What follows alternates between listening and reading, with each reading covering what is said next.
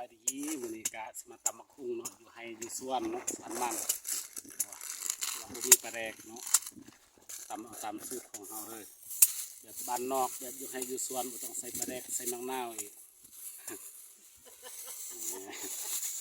มาตำมะคุ้ง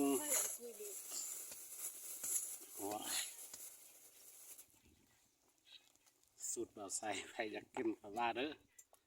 เสียบนี่ใส่มะพริกจะก็กินไปน้ำด้วยว้ายยังบ่ทันได้กินเด้อจะก็กินไปบ่มีปลาแดกใส่เกลือเอาใส่ลายเค็มใส่น้อยพอดีใส่เกลือแล้วก็แป้งนัวกับทงมักไงใส่ลายนัวลายใส่น้อยน้อยใจกับไป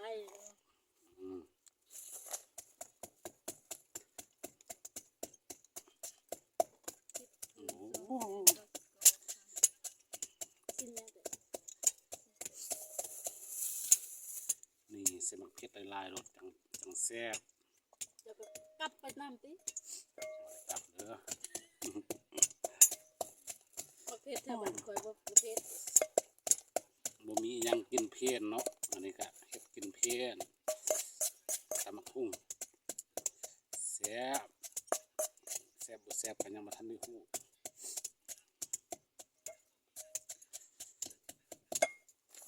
ใส่น้ำตาล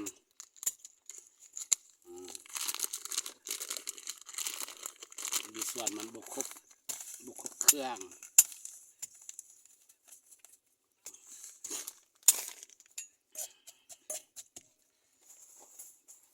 ใส่กระเทียมนี่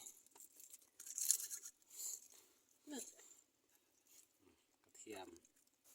ใส่เพยากลายกับใส่ลาย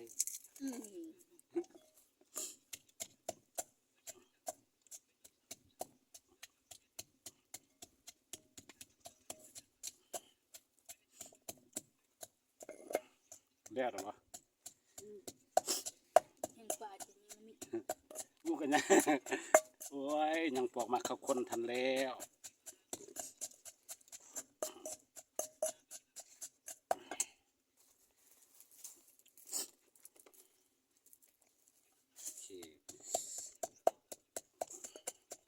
ปลา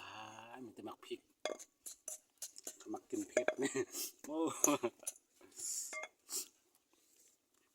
ใส่มักเล่นเอาเพราะว่านี่มักเล่นในถ้วยเอาใส่เอาไปเลยมันบ่มีมักนาวเด้ใส่แบบส้มๆเอามักเล่นเอาใส่เป็นหน่วยแบบนี้เลยพอมีคนจับกองให้ท้าเวียกท้างานถ่ายเองเฮ็ดเองมักเล่นปลูกเองปลอดสารพิษอันนี้มีแต่ปลอดสารพิษเบิดมีแต่กระเทียมบ่ได้ปลูกเองเนาะอื่นหันปลูกเอง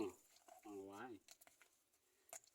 ที่บ่งมันเห็ดเปลือกมันเป็นเอากินเครื่อง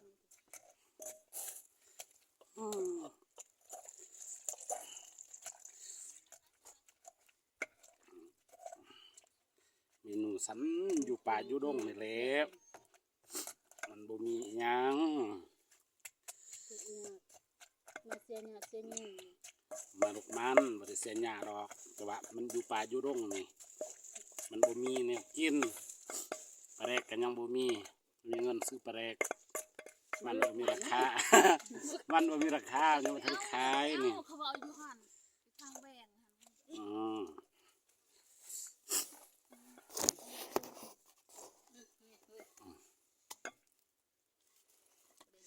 นี่มาคนมาแล้วนี่มาคนก็โอ้บางกระบะมาคอยมาเอื้อนมาคนนี่หลายโพดใส่ลายกะ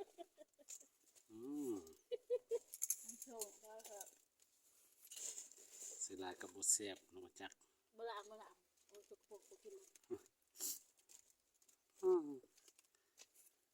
เขาว่า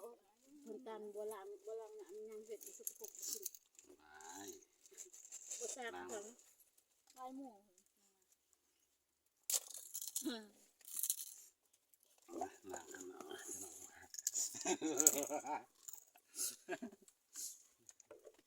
จึงว่าอุปสรรคเนาะจิตใจ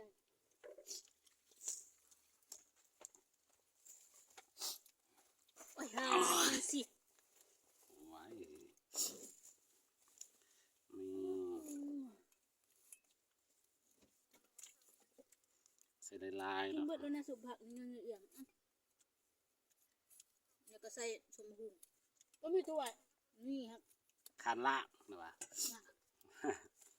ถ้วยบ่อยากจะบ่อยากลากใส่2-3 ถ้วยพอ สุกบ่กินไก่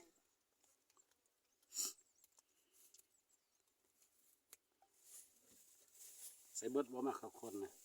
ส้มนะอุ้ย พอแล้วจะใส่ลายหมาส้ม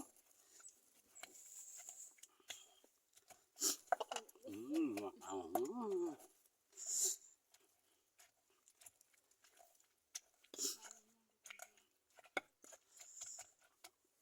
อ้ยบัดนี้ใส่บักคุงโอ้ลายดีไผว่าสิกินเบิดลายกระดักกระดอก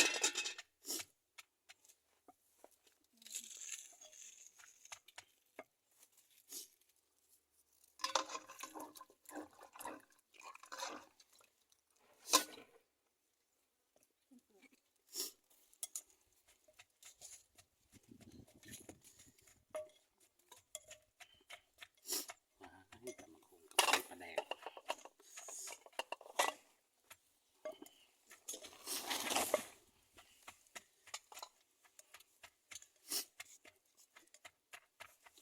เอ็ดยังบ่ทันมา ใส่ได้ลายรสเต็มครกเต็มสากนะจังแซ่บ เพิ่งบ่ได้กิน ด้นนะครับบริกินตำบักหุ่งนี่ ปีหนึง โอ้ยอยู่ให้อยู่สวนบริกินนี่แหละเก็ด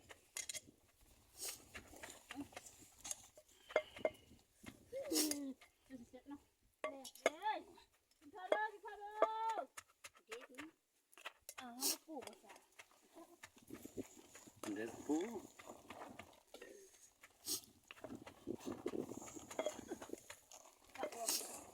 โอ้บ่สำนีบ่เนี่ย ไว้ซิมก่อน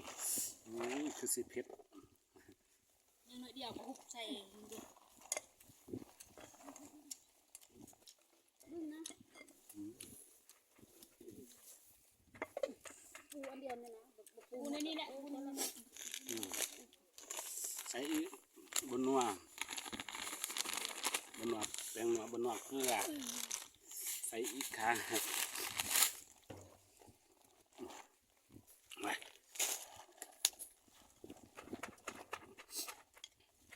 เอามือเฮ็ดเด้อมันใส่บวงได้มันอยู่เป็นโครงจนว่าโอ้ยขี้เดียดเฮ็ดกินบ่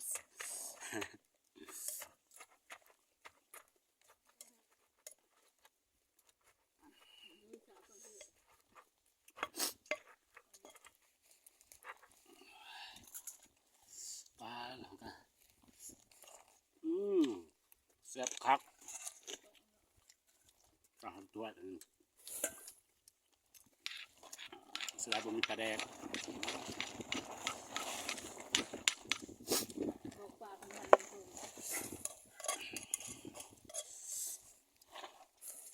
เมนูแซ่บคือตำบักหุ่ง เด้อมากินกันเด้อ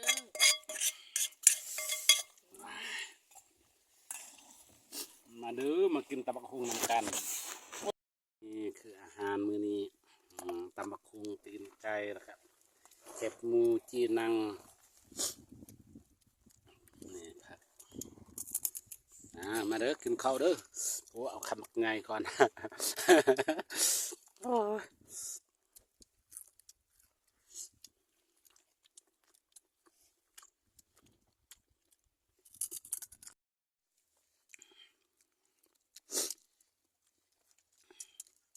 หัวอึ้งกู